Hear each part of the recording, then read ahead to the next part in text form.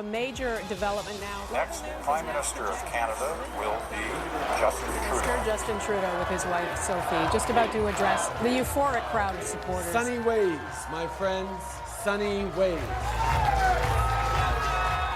Canada curious? This is the Yes We Canada podcast, the progressive's guide to getting the fuck out. This episode is called First Lady Naked with a Second Lady. Hi, I'm Matt Zimbel. And I'm Mio Edelman. It was the morning after the 2015 Canadian general election, the one that made Justin Trudeau the 23rd Prime Minister of Canada.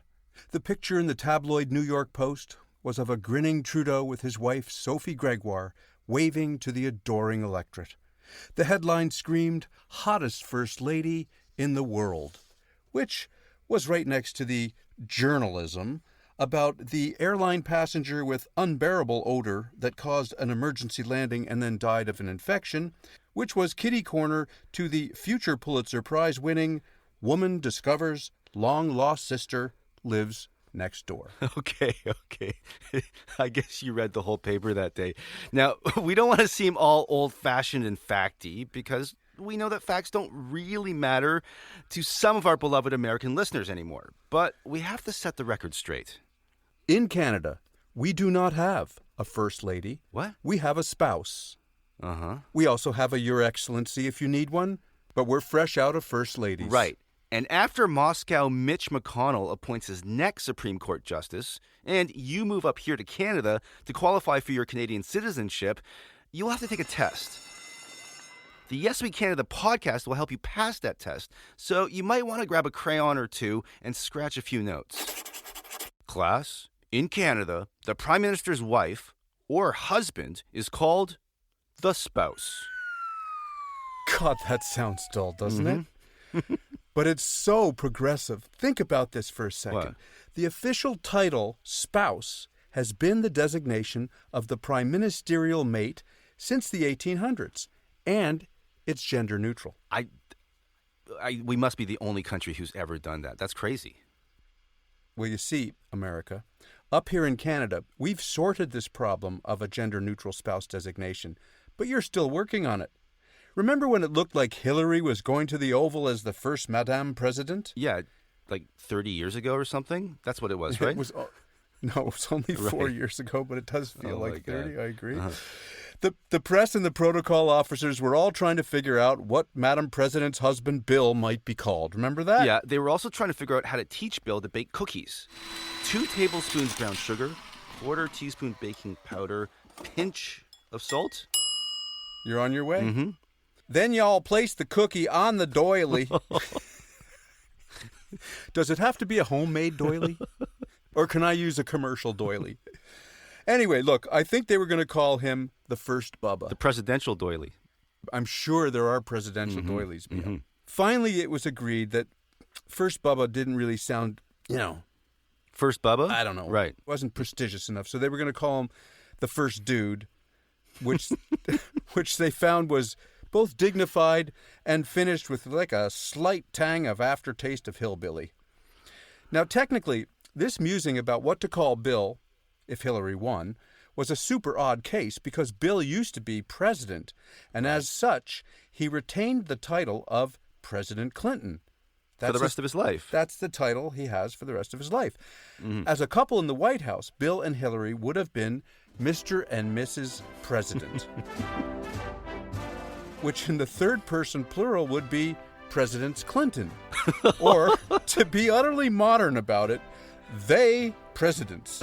Do you mean that like in terms of pronouns? That's right. That's right. Oh, they that's would, okay. They That's terrible. presidents. Right, okay. You see where we're going with this, right? I have absolutely no idea where you're going with this, actually. Well, the U.S. is going to have to come to terms with this issue of what to call the male spouse right now, because Vice President Kamala Harris's husband, Doug Emhoff, is a man. Mm-hmm. That's right. So I'm hearing they're going to call him the second gentleman. Is that right? That's right. Ladies and gentlemen, please welcome the Vice President of the United States of America and the second gentleman. That's just as sort of disappointing as spouse. Is that really the best they have? Sounds like the guy was a second choice for the job. It reminds me of when they started calling used cars pre-owned. Now, the place where protocol and gender meet is complicated. So let's look at how the Brits handle it, because if there was ever a protocol-loving people on Earth, it is the Limeys. Check it out. If the Queen is the reigning monarch and she marries, her husband is not called the king, because being king is a gig. It's a job title. Not a bad gig. So what? He's the prince, right? No, he's not called the prince. The Queen's husband is technically called the consort. Ooh, the consort. Okay. So chicks who marry kings are called queens. Dudes who marry queens are called consorts, which is reverse sexism, complete rip. Screwed by the matriarchy again. I That's quit. right. I quit. You can't quit. We're not done.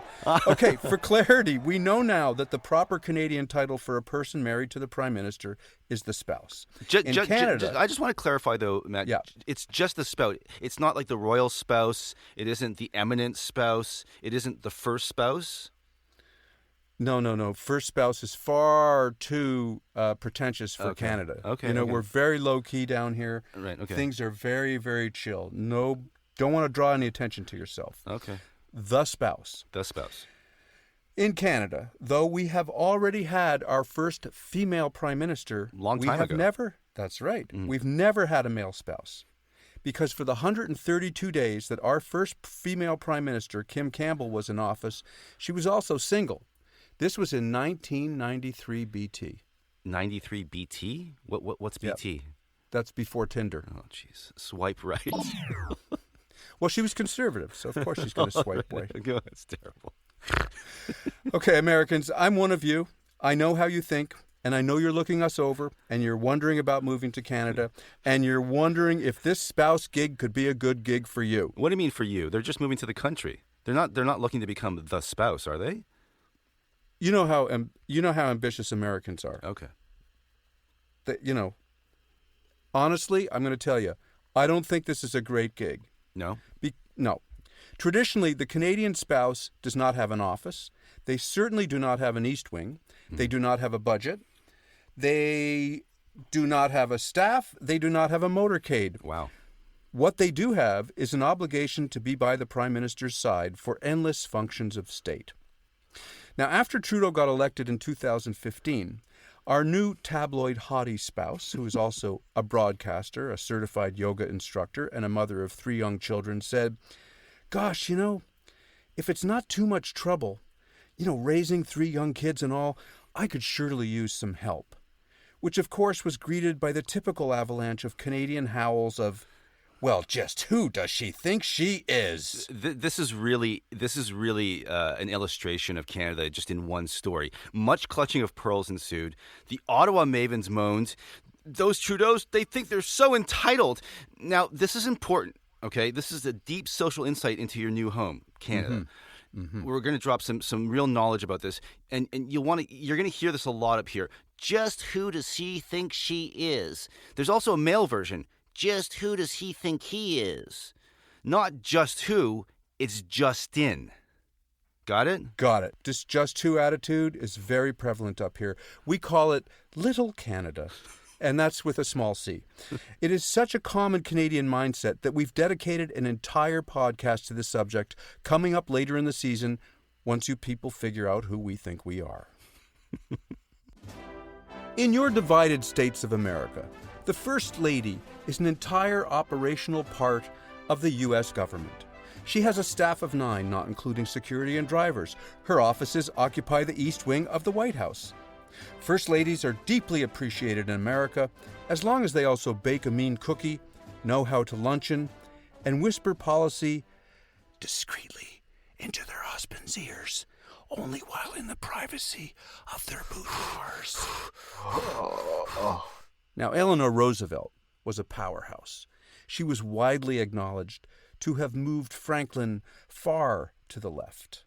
And Nancy Reagan earned her keep, keeping Ronnie's dementia on the QT for 8 long years while employing psychic readers in the role of chief of staff and selling arms to Iranians so they could fund the Contras in Nicaragua against the wishes of Congress.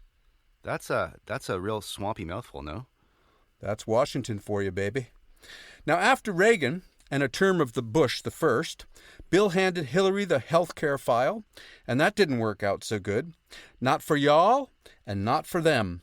But up here in your new country, Canada, we like our spouses bland, because up here, our real HBIC is actually... Do you mean head bitch in charge? Yep. Okay. Up here, our head bitch in charge is actually the Governor General. Ah, yes, the Governor General. The GG is the representative of Her Majesty, the Queen of England. Okay, enough of that. We got the idea. The GG is also referred to as the Vice Regal. But if you're a regular listener to Yes We Canada, you know that we call the Governor General the Assistant Queen.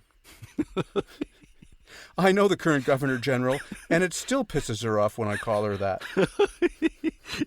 Now, here's something that will likely be on your citizenship test.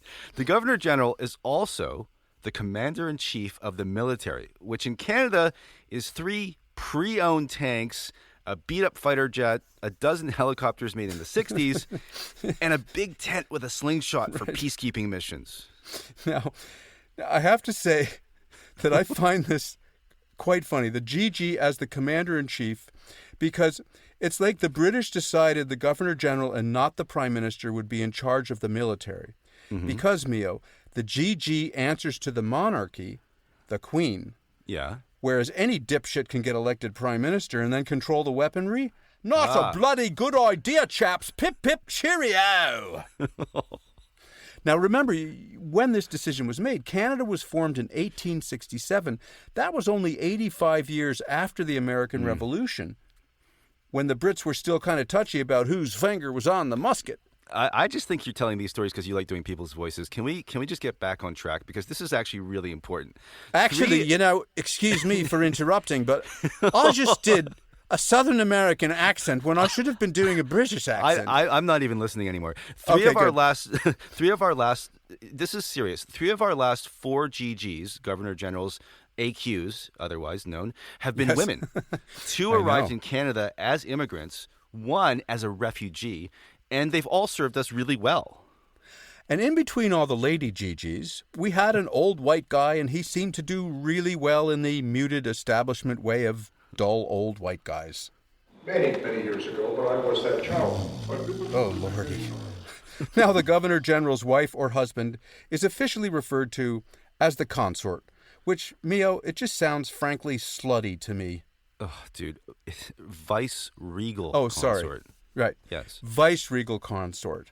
It's an upgrade, but still, don't you think it sounds a little concubine-ish? Is that even a word, concubine-ish? Not according to spell check, no. Officially, the Vice Regal consort is addressed as His or Her Excellency, or in conversation, Your Excellency. Recently, I've taken to calling my spouse Your Excellency, and I feel that has improved marital relations substantially. I'll keep that marital tip in mind for the next time. We're getting into a lot of terms here: Vice Regal, Consort, Excellency. Mm-hmm. But this is what you need to know about our current Governor General. Our current Governor General, Julie Payette, is a former astronaut, a fighter pilot, a scientist, a mother, an accomplished classical pianist who speaks 6 languages, and, get this, a 2-time divorcee. She's been one of the very few women on Earth to go into space, but what do you think the media wants to focus on? Yeah, all that scruffy stuff, the scruffy details of her second divorce. You see, she married one of you guys, an American test pilot by the name of, check this, Matt, check this out, this is the most American name ever, Billy Flynn. You can do your accent now. Billy Flynn. Billy Flynn. What could be more American than a test pilot named Billy Flynn? Get me my plane. I want my plane.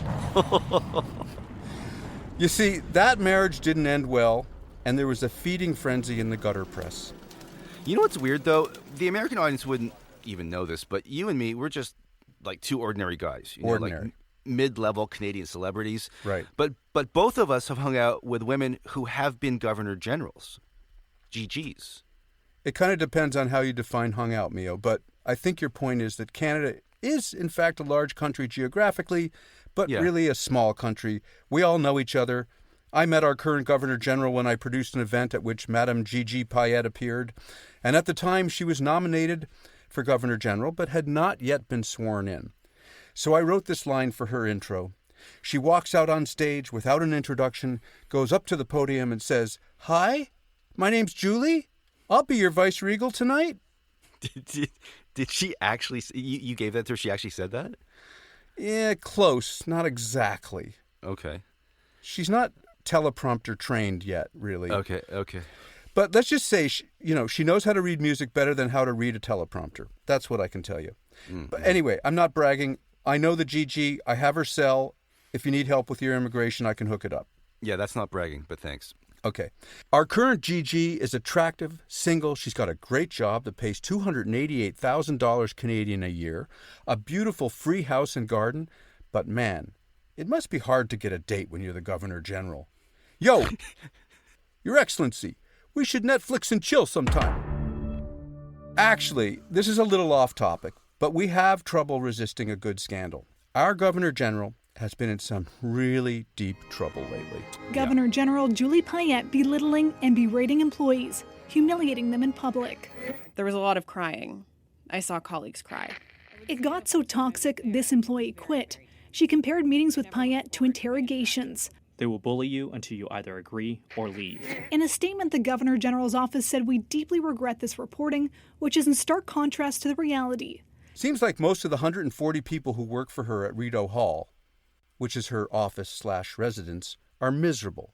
They feel bullied and complain of being verbally abused by the GG and her principal secretary. The phrase anger management has been bandied about. Mm-hmm. But it's all in the hands of the consultants now, so things can only improve when the consultants are the first responders in any workplace crisis. I think we need to zoom out a little, though, on this, get some perspective. Okay. Being the spouse of a highly public person is a huge challenge. True. I mean, like the spouse. Are we back on the spouse here? We're on the spouse. Yeah. Okay. So I mean, you heard everything that the GG gets. The spouse doesn't. They don't get anything, as you said. But think about it. You have 24/7 protection. Mm-hmm. Your private life has essentially ended forever. Everything you do or say is parsed and probed for deeper meaning. It's a tough gig. And you have to learn the gaze. You know the gaze, Mio. No, what are you talking about? When your spouse is delivering a speech that you've heard 170 times and you're with them at the podium, you must learn to gaze into the middle distance and fix that look on your face that telegraphs, "This person speaking right now, my spouse, this is a very wise person.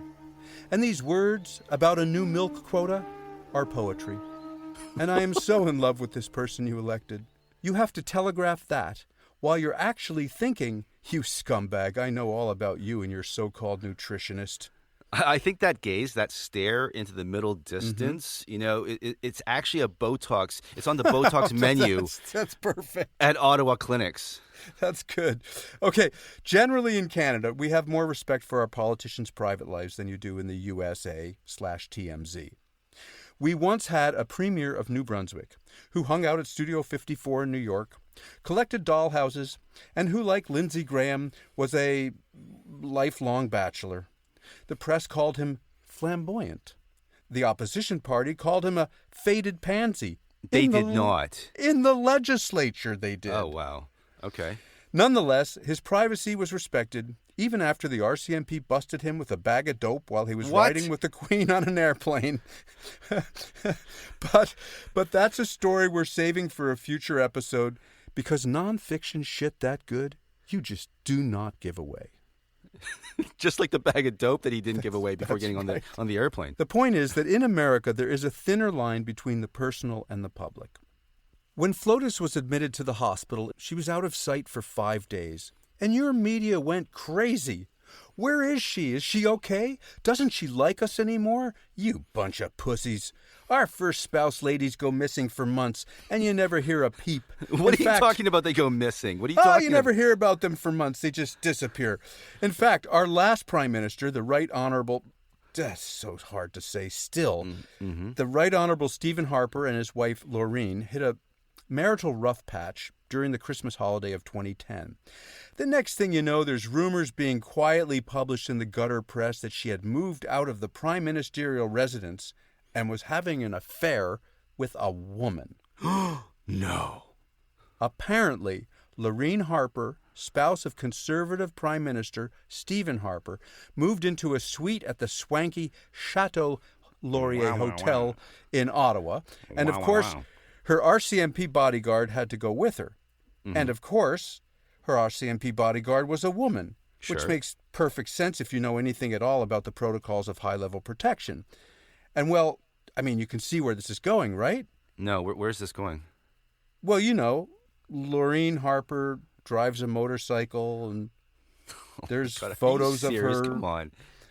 atop a big-ass hog, dressed in her full leather biker regalia, and nothing says conservative more than Harley Davidson, and nothing says straight more than head-to-toe leather biker gear. I'm just saying. Okay, slackers, enough fun. It's homework time. Let's talk prime ministerial housing, okay? What's the name of the prime minister's residence in Canada? Tough one. Tough one, Professor. Come on, think. You have your White House. We have our... I'm not hearing any responses, Mio. Come on. They're slacking off. Here it is. 24 Sussex. Not so glamorous, I know, but that's what we call it up here. 24 Sussex Drive, indeed. 24 Sussex Drive, yes. Now, Mio, speaking of the White House, did you know that during the Obama years, many in the black community proudly called the White House the Black House? I did not know that. Yep. And of course, being as divided as the Americans are and how racist the Republicans are, many Republicans called the Obamas living in the White House just another example of a black family living in public housing. That is so brutal. I know. It is remarkable. Did you know what Bill Clinton called the White House? Well, shoot, little feller. How's that accent? He called the White House the crown jewel of the American penitentiary system. Yeah, but he seemed pretty anxious to move back in 2016, didn't he? He did. Anyway, recently, Donald J. Trump, soon to be an unemployed ex-president, Mr. Ex-President, called Canada, your loving neighbor and biggest trading partner, a security threat.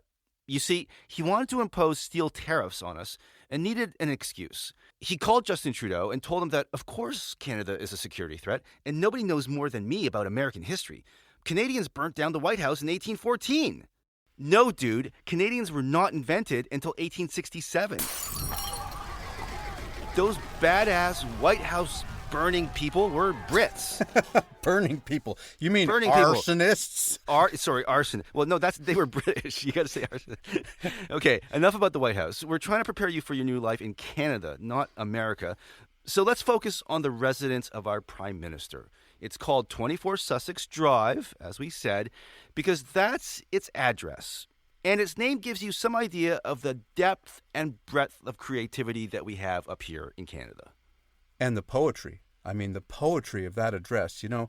Mm-hmm. Officially, 24 Sussex Drive is called Gorfweisfa. What? Yeah, which is the Welsh word that you all know. You know, that's the Welsh word, Gorfweisfa, which means place of peace. Well, why are we using Welsh? I don't understand. That makes no sense. I can't answer that question. Right. But I will tell you this. After living in Canada for 48 years, I have never once heard the residence referred to as such. Probably because no one can figure out how the fuck to pronounce Gorfweisfa. And the other thing is, Gorfweisfa is currently uninhabited, even though we have a sitting prime minister. How can this be, you ask? And I say that is an excellent question. I don't understand. Like, it's the official residence, but nobody's living there? That's correct. The reason our prime minister and his family do not live in the official residence is that the home has fallen into such horrific disrepair that it has been condemned. What? Yep. The building has been neglected for so long that it is no longer safe to live in. Now, as an American, I'm sure that your head is spinning. You're asking my head is spinning. Oh, but them folks is spinning even more. Okay. Your head is spinning, and you're asking yourselves, how can the government allow one of the most prestigious heritage buildings in Canada to be condemned? Yeah, good question. And it's a complicated question. And we're going to go deep on it because it speaks to a very Canadian state of mind that you really need to know about before you cross the border to live here. Remember earlier when Mio talked about Ottawa mavens clutching their pearls saying, "Who does she think she is?" Remember Little Canada, no capital C? Just who does she think he is? That's right. Well, the reason the prime ministerial residence is now a gut job is because every prime minister who has lived there resists making improvements on the property because Canadian politicians would rather have a dining room ceiling fall in while their family is having dinner than having voters perceive that they are all bloated with self-importance and getting a little uppity by renovating their home on the public dime. Because you just know what the voters would say. Just who does he think he is? I wish my dining room ceiling would fall in on my family during dinner. I should be so lucky. Pass the shop vac, will you? Rewinding back to the 2015 Canadian general election and the New York Post story announcing that Canada's hottest first lady in the world. This expose was just a little rehearsal, an amuse-bouche, for the Post's bigger tabloid scoop later in 2016 when they published the pictures of then-candidate Trump's third wife, Melania. In this photo spread, your soon-to-be ex-first lady was photographed naked with a, second lady. Wow. Trump was asked about the picture, and he said that the images were erotic, not pornographic. Yeah, I remember that, and I still don't understand that line, the line between erotic and pornographic. How do you differentiate between the two of those things? Well, Mio, I am the son of a famous photographer, so I got this one. In erotic photography, there is Vaseline on the lens. In pornography, there is Vaseline on the participants. That ought to hearten those pesky evangelicals. But seriously, man, I mean, TMZ must have just gone crazy with that, right? No, well, you see, that's not a concern for us up here because we don't have a Canadian version of TMZ. And That's if we did, it would be called TMZ. Right. But, we have had some TMZ-worthy moments that have involved the spouse of a prime minister.